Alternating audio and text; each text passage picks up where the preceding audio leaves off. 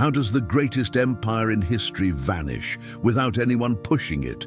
For centuries, Rome stood untouchable, its legions invincible, its emperors divine. But while the world gazed at its marble glory, something sinister festered within. Betrayal, decay, pride. This is not a tale of sudden conquest.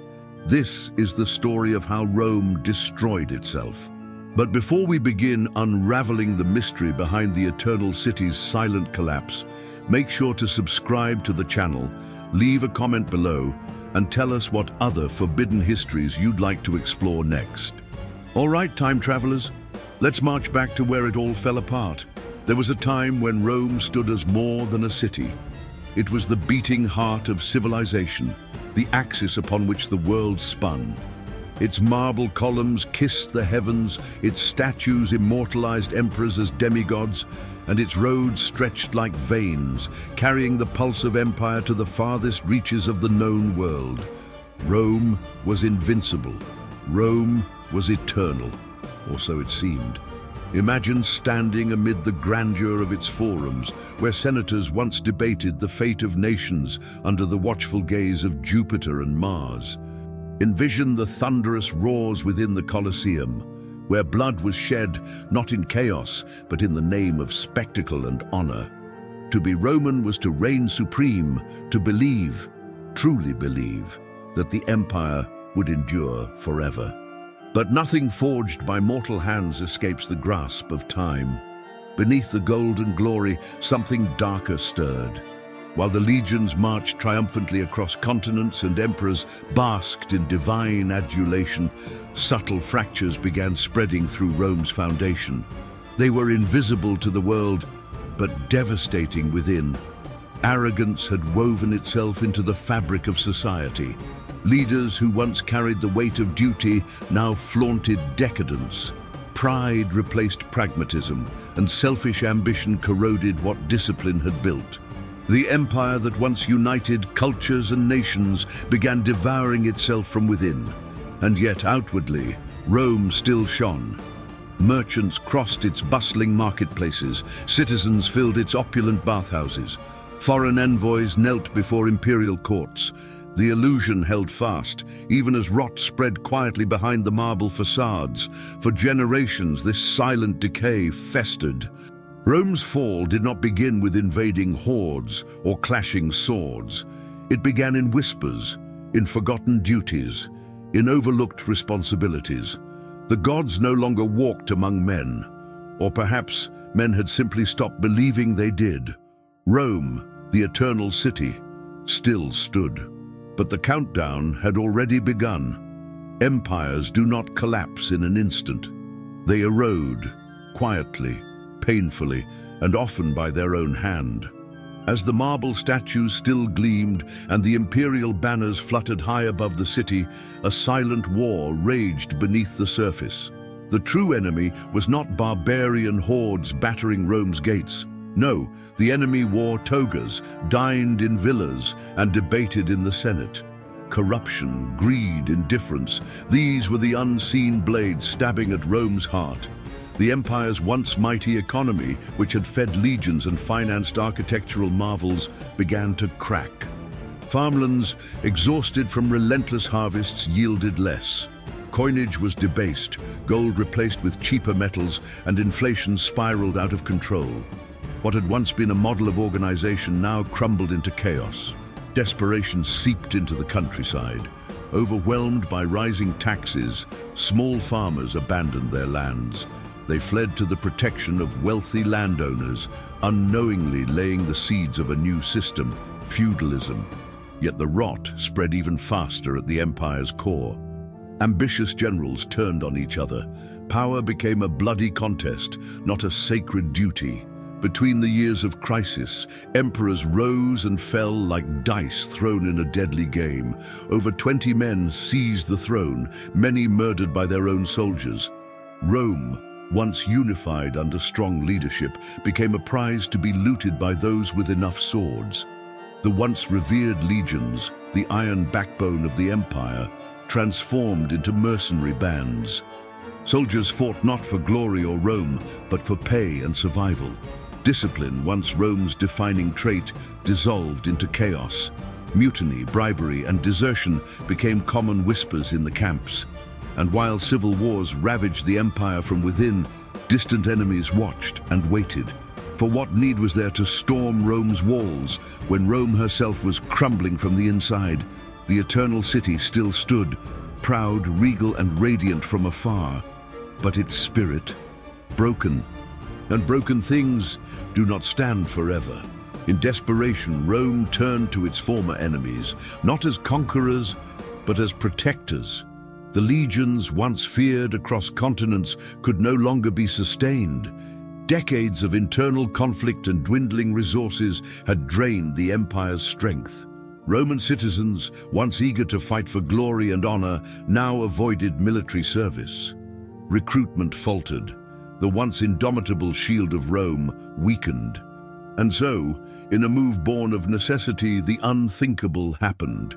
The empire welcomed the barbarians within its gates. Visigoths, Vandals, Suebi, and other Germanic tribes were offered land, food, and citizenship in exchange for their swords. They came not as conquerors, but as refugees and mercenaries, many bringing their families, seeking a better future under Roman protection. But acceptance was a lie. Rome viewed them not as allies, but as expendable tools. The word barbarian remained etched in every Roman tongue, a constant reminder that these new soldiers would never truly belong. They were paid less, treated worse, and looked upon with disdain by those they now served. Among them, the Visigoths endured the harshest humiliation. Forced into poverty and starved of promised supplies, they became restless and embittered. Their leader, Alaric, watched with growing fury as his people, warriors, survivors, were reduced to beggars in the very empire they now defended. Alaric was no savage. He was a strategist. He understood Rome's vulnerabilities better than most Romans did themselves. He knew the city's walls were thick, but its unity was thin. He knew its streets bustled with citizens who no longer believed in the empire's destiny, and so the seeds of rebellion took root. While Rome still paraded in its illusion of supremacy, those they scorned and belittled plotted in silence. The Visigoths trained, waited, and prepared for the inevitable betrayal.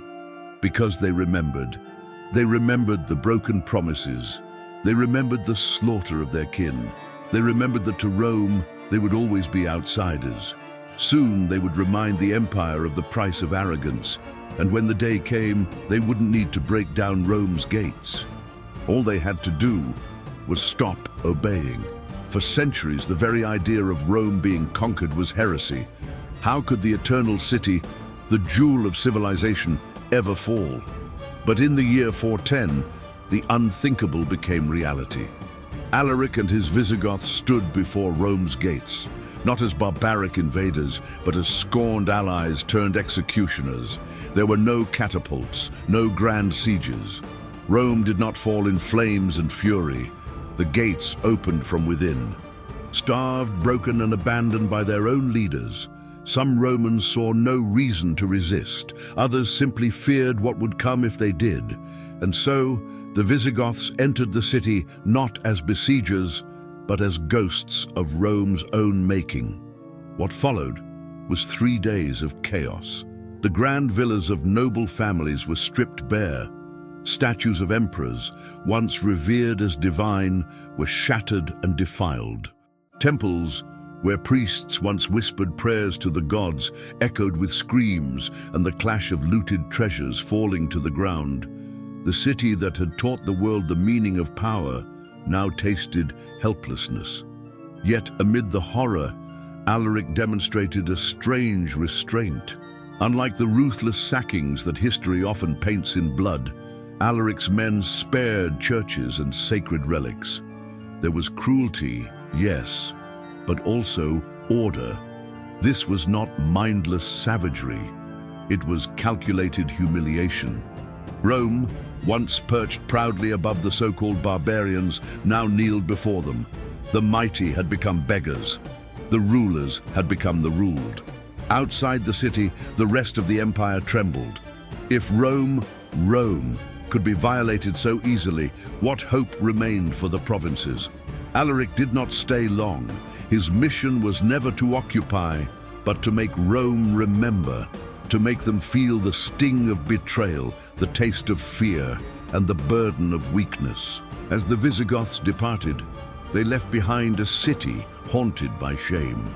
Rome still stood, its walls intact, but its illusion of invincibility lay in ruins. By the time Alaric's shadow faded from Rome's streets, another, darker and more terrifying, began to rise in the east. His name carried weight heavier than any blade. Attila, the scourge of God. Unlike the Visigoths, who once sought acceptance, Attila and his Huns desired nothing but devastation. They were not refugees or reluctant enemies. They were predators, moving through Europe like a storm without mercy. Where they rode, cities vanished. Fields burned to ash, rivers ran red. For the Romans, diplomacy had always been a weapon as sharp as any sword. Treaties, gold, promises, these had kept enemies at bay for centuries. But Attila did not bargain like other men. He did not care for titles, nor was he tempted by the promise of imperial favor. His hunger was not for crowns, it was for submission. In 451, as the Western Roman Empire stood on trembling legs, Attila unleashed his fury upon Gaul. In desperation, Rome forged unlikely alliances, joining forces with the Visigoths. Former enemies now turned comrades in survival. Together, they faced Attila at the Battle of the Catalonian Plains. The clash was cataclysmic. Swords shattered, shields splintered. Men who once fought under the eagle banner fell side by side with their Gothic counterparts, trying to halt the tide of annihilation. Though Attila's advance was stalled, it was no victory. He withdrew, but undefeated. A year later, Attila returned.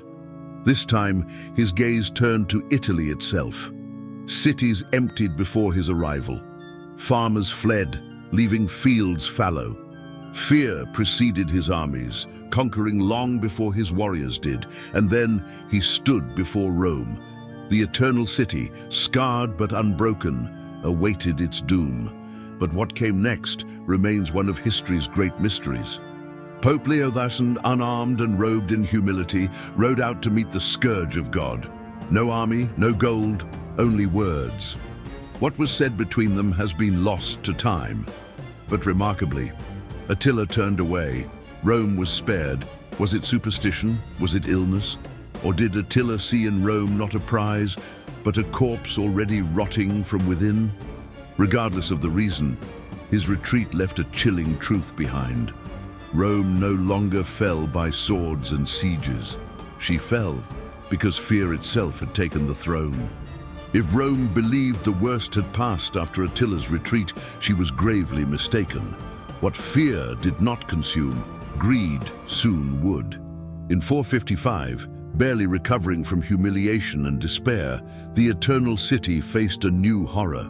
The Vandals had arrived. Unlike Alaric's calculated sack, the Vandals came with ruthless precision. Led by Genseric, they did not march with fire and fury. They came as executioners of a dying dream. Their goal was not merely to plunder, but to strip Rome bare of its legacy. And Rome could not resist. The gates, once symbols of defiance, were opened under pressure and fear. The Senate, powerless, pleaded for mercy.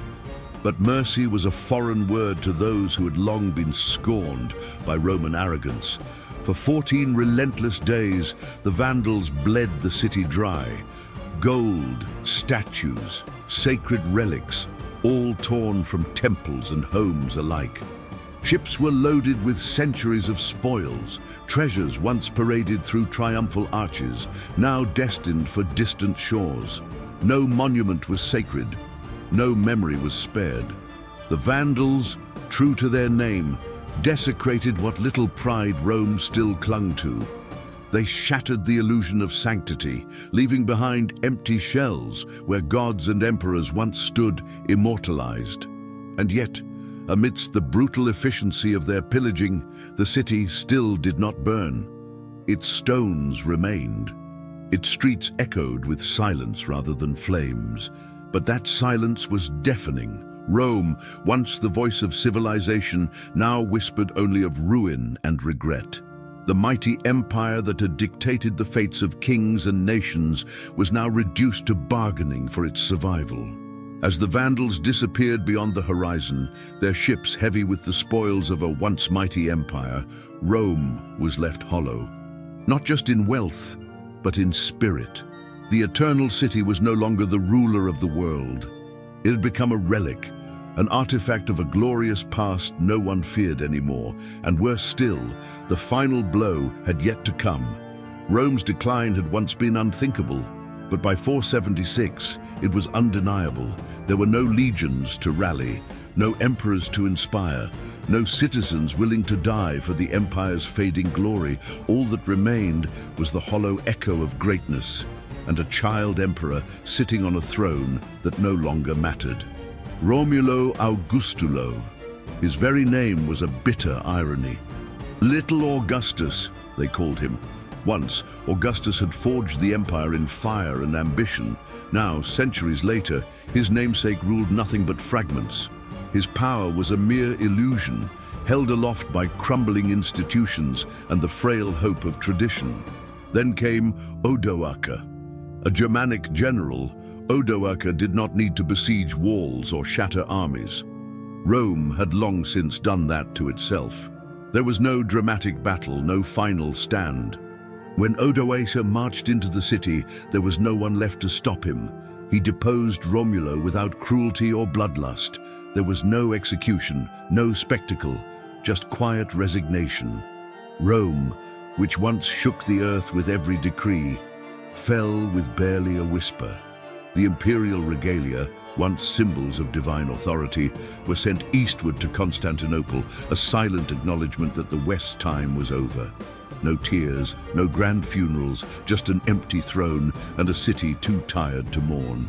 The fall of Rome did not come with thunder or fire, it came with acceptance. Neighbors, once provinces, became kingdoms. The mighty eagle standards lay in dust. Emperors became memories. The eternal city, still alive, still breathing, had simply ceased to matter.